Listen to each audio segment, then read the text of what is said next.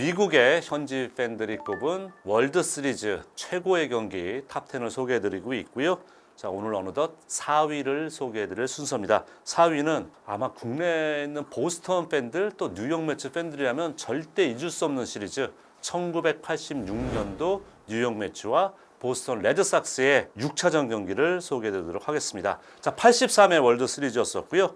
이 시리즈를 통해서 밤비노의 저주라는 말이 더더욱 팬들에게 다가섰었고 그 당대 양대 리그의 최고 투수였던 로저 클레멘스와 드와이트 구든 선수의 맞대결로 관심을 끌었던 시즌이기도 해요. 또 빌 버크너라는 인물이 영원히 잊을 수 없는 이름이 되기도 했고요. 또 이때 월드 시리즈가 제도적으로 하나 의미가 있는 거는 아메리칸 리그 구장에서 월드 시리즈 경기가 벌어졌을 때는 지명타자를 처음으로 활용했던 시리즈입니다. 지명타자가 1973년도에 도입됐지만 85년도까지는 어느 구장에서 하건 지명타자를 못 쓰고 투수가 타석에 들어섰는데 86년부터 그게 바뀐 거예요. 자, 이 시즌 매치는 막강했습니다. 108승 54패 프랜차이즈 최다승 기록을 세웠고요. 무려 동부지구 2위가 필라델피아 필리스였는데 승차가 21경기 반 경기 차였으니까 아주 압도적인 승리를 가져왔어요. 챔피언십 시리즈에서는 당시 내셔널리그 팀이었던 휴스턴 애스트로스에게 4승 2패. 이때는 디비전 시리즈가 없던 시절이니까 챔피언십 시리즈 월드 시리즈로 올라가죠. 보스턴은 뉴욕 양키스에게 5.5경기 차로 결국 포스트전에 올라왔고 챔피언십 시리즈에서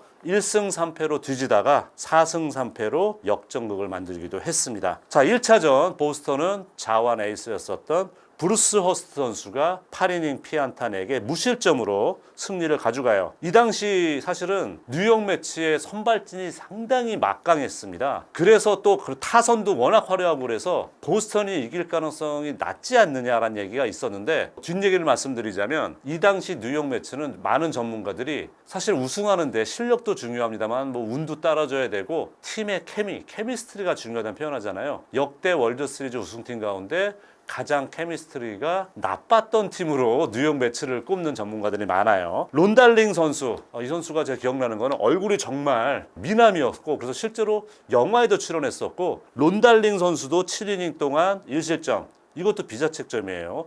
호투를 했습니다마는 허스트 선수의 역투와 팀 터플 선수가 알까기를 하는 바람에 결국은 이 한 점이 결승점이 되고 말았습니다. 자, 2차전은 정말 관심 많이 끄는 게 저도 사실 이때는 그 AFKN으로 봤거든요. 왜? 제가 드와이트 구든을 너무 좋아했어요. 로저 클레멘스랑 맞대결이니까 이걸 안 볼 수가 없잖아요. 이 경기를 봤는데 소문난 잔치에 먹을 것이 없었습니다. 두 선수 모두 다 5이닝을 못 채웠어요. 그러면서 결국은 데이비드 핸더슨 또 드와이트 에반스 또 홈런 치면서 보스턴이 9대3 승리, 보스턴이 2연승을 합니다. 근데 3차전에서는 이 매치의 자완 밥 오이다 선수가 7이닝 1실점 역투를 하면서 분위기를 가져왔고요. 보스턴의 선발 투수 이름 여러분 잘 들어보세요. 오일캔 보이드. 기름통이에요. 물론 그 본명 아니죠. 누가 보면 기름통이라고 이름을 짓겠습니까? 오일캔이 본인의 별명. 왜냐면 이 선수가 성격이 불 같아요. 그래서 기름통 같다 그랬는데 그 별명이 마음에 든다고 활용을 한 거예요. 화를 참지 못하고 결국은 6실점하면서 무너졌어요. 또 저희가 그때 이 명포수에 소개해드렸던 게리 카터 선수가 3타점으로 기여를 하면서 매치가 7대1로 승리를 가져옵니다. 자, 드디어 이제 4차전 되니까 게리 카터가 이때 매치의 그 강타선에서 4번 타자였었거든요. 홈런 2방 치고 또 1번 타자 레니 다이트라 선수까지 홈런을 보태면서 이번에 1차전에 아쉬운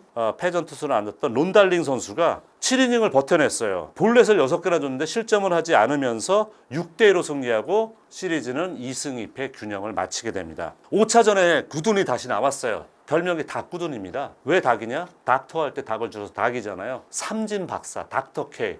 그 원조가 바로 이 드와이트 구든이에요. 이 선수는 19살 때 데뷔해서 그 당시에는 정말 보기 어려운 160km의 강속구와 정말 절벽에서 떨어지는 듯한 커브를 주무기로 했었는데 이 5차전에서도 4이닝 4실점 3자책으로 부진한데요. 패전 투수가 되고 말면서 이때 기억나는 게 10월 말에 뉴욕은 상당히 쌀쌀하고 춥습니다. 그래서 정말 추위를 느낄 수 있는 그런 날씨인데 구든 선수가 지나치게 땀을 많이 흘리고 눈이 붉게 충혈이 됐었어요. 나중에 알고 보니까 마약을 복용했다 그래요. 그때 마약을 같이 누구랑 복용했냐? 본인의 조카랑 했답니다. 그 조카가 누구냐? 게리 셰필드예요. 게리 셰필드는 어릴 때인데 나중에 그게 의심이 돼서 검출이 되긴 했었는데 요새가 같았으면 엄청 큰일이었는데 그때는 좀 그냥 뭐 어떻게 유야무야 좀 넘어간 부분이 없잖아 있었죠. 자, 그리고 오늘 소개해드릴 운명의 6차전이 됐는데요. 매치가 1, 2회에 각각 1점씩 뽑아내면서 2대0 앞서 나가요. 5회 말 레이나이트가 안타 치면서 득점까지 올리게 되거든요. 자, 일단 클레멘스 선수가 7이닝을 1자책으로 버텨내게 했는데 성공을 해요. 그러면서 이제 보스턴은 7회 초 그라운드 볼로 3대2 한 점 차 상황을 만들게 됩니다. 근데 8회 말에 매치의 4번 타자 게리 카터 선수가 3볼인데 배트를 내면서 희생 플라이를 치면서 결국은 동점을 만들게 되는 거죠. 이렇게 클레멘스가 역투를 해주고 리드를 안겨줬는데 결국은 동점을 허용을 하게 돼요. 이 분위기가 10회 초로 넘어갑니다. 근데 그래서 데이빗 핸더슨 선수가 홈런을 치고 마티 바렛 선수가 적시타를 치면서 5대3의 상황이 되는 거죠. 이렇게 됐을 때는 보스턴은 이제 지긋지긋했던 밤비노의 저주는 굿바이 이런 상황이 다가왔어요. 자, 그런데 여기서 보스턴의 일루수는 골드그러브도 여러 차례 수상했었던 18년 차의 베테랑 빌 버크너가 맡고 있었어요. 근데 사실은 그때 전성기도 지났었고 그 좋았던 수비는 또 예전 같지 않았습니다. 그러면 이제 사실은 이 선수를 바꿔주고 대타를 쓰던지 했었어야 되는데 바꾸질 않아요. 이 당시 보스턴의 감독이었던 맥나마라 감독이 물어봤죠. 시리즈가 끝난 이후에 왜 버크너 선수 교체를 안 해줬느냐. 근데 맥나마라 감독은 그동안 보스턴에서 그 오랜 세월 동안 버크너가 세운 공이 있는데 이 오랜 밤비노의 저주를 깨트린 순간에 그라운드에 있어야 될 것 같다는 자기가 생각이 들었대요. 그래서 버크너 선수에게 배려를 하고 남겨놨었는데 그러면서 대타 활용을 안 하고 버크너가 수비까지 들어가 있는데 이게 결국 단초가 됩니다.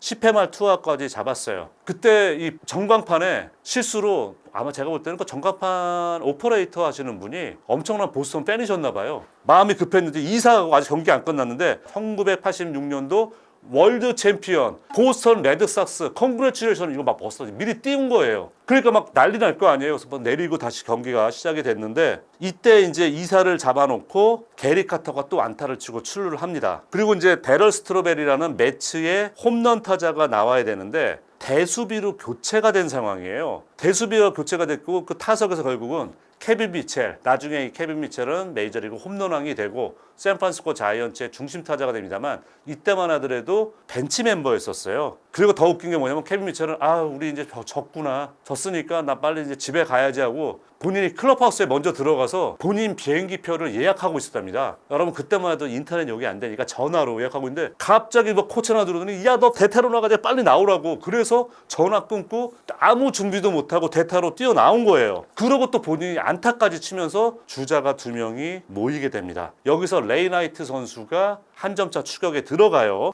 그리고 근데 여기서 맥나라마 감독이 또 하나의 결정을 내는 게 뭐냐. 마무리 투수 켈빈 슈랄디 선수를 내리고 베테랑 밥 스탠리 선수를 투입을 해요. 매치는 무키 윌슨 선수. 발이 빠르고 도루 능력이 뛰어납니다만 방망이가 강점인 선수는 아니거든요. 무키 윌슨 선수가 타석에 들어섰는데 이 베테랑 밥 스탠리가 폭투를 합니다. 그렇게 해서 3루 주자 케빈 미첼이 들어와요. 보스턴이 정말 이 밤비노의 저주를 깨기 일보 직전에 허무하게 동점을 허용하게 됩니다. 이러고 레이나이트는 2루까지 진루를 하게 되죠. 자, 무키 윌슨과 스탠리는 19까지 가는 승부를 펼치다가 결국은 무키 윌슨을 평범한 1루 땅볼로 일단 연결을 시키면서 그래도 연장 다음 승부를 예측을 하는 순간에 아까 말씀드렸던 빌 버크너가 떼굴떼굴 굴러오는 공이 가랭이 사이로 빠뜨립니다.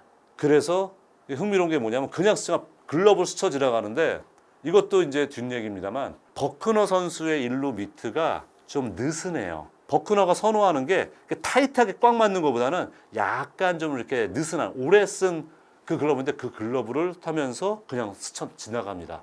그래서 결국은 매치가 말도 안 되는 역전승을 거두게 되고 드와이트 에반스, 리치 게드맨이 백투백 홈런 치면서 보스턴이 그래도 2대0, 3대0까지 앞서 나갑니다만은 7회 8회 레이나이트와 데럴 스트로베리에게 홈런을 허용하면서 결국 매치에게 8대5로 우승을 내주게 되고 밤비노의 저주는 깨지지 않습니다. 빌리 버크너 일루선은 이 시리즈 패배, 제가 그때 예전에도 한번 중계할 때 소개해드린 적이 있는데, 그때 막 무슨 뭐 회사 일이나 뭐 이런 바깥일 때문에 집에서 이 월드 시리즈를 보지 못하는 보스턴 팬들이 있었단 말이에요. 그럼 여러분 옛날 아시죠? 옛날에 그 전파상들, 그럼 TV 막 앞에 나가도 TV 막 화면 틀어놓고 거기서 구경하는 경우 흔했는데, 원래는 그 보스턴 지역의 사진 기자분이 그 가게 안에 들어가서 우승하는 줄 알고 우승하는 장면에 사진을 찍으려고 안에서, 그 순간 버크너 선수의 알까기가 나온 거예요. 팬들의 경악하는 표정으로 사진을 찍어서 그의 사진상을 받았던, 이런 또 팬들에겐 가슴 아픈 얘기도 있었고, 이 빌 버크너 일루수는 보스턴 팬들의 엄청난 살해 위협에 시달리기까지 했습니다. 결국 2004년도 밤비노 저주 86년 만에 풀리면서 보스턴이 그 저주를 풀어냈습니다만은, 저도 그 86년도 그 시리즈를 AFK 7차전까지 전부 다 보면서, 제가 뭐 특별히 보스턴을 그 당시에 응원하지는 않았습니다만 너무 가슴이 좀 아팠던 기억이 나고요. 그 당시 또 보스턴 레드삭스의 간판 타자였던 웨이드 복스, 7차전 경기가 끝나고 정말 쓸쓸하게 다들 덕아웃을 떠나고 있는데 꼼짝도 안 하고 정말 그 자세 그대로 이렇게 하고 딱 앉아서 눈물을 줄줄 흘리던 그때 기억이 생생합니다. 이 86년도 월드 시리즈 6차전, 팬들의 기억에서 영원히 사라질 수 없는, 또 보스턴 팬들에게 가슴 아프겠습니다만 매치에게는 69년도 미라클 매치 이후에 또 한 번의 기적의 우승으로 안겨졌던 명경기로 기억에 남아 있습니다.